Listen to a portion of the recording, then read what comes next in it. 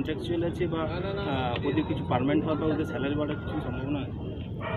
দেখুন, আমাদের যারা কন্ট্রাকচুয়াল যারা কাজ করে তাদেরকে তো মুখ্যমন্ত্রী আপনারা জানেন আমাদের সরকার আসার পরে অনেকগুলো এমনি ছিল, তাদেরকে 60 বছর অবধি তাদেরকে করে দেওয়া হয়েছে।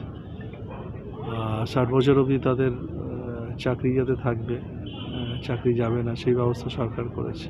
আর অনেকগুলো ফেসিলিটিস তাদের দেওয়া হয়েছে। স্যালারি বাড়ার কিছু কি সম্ভাবনা? সব ওর মধ্যে স্যালারি বাড়ার কথা বলা আছে।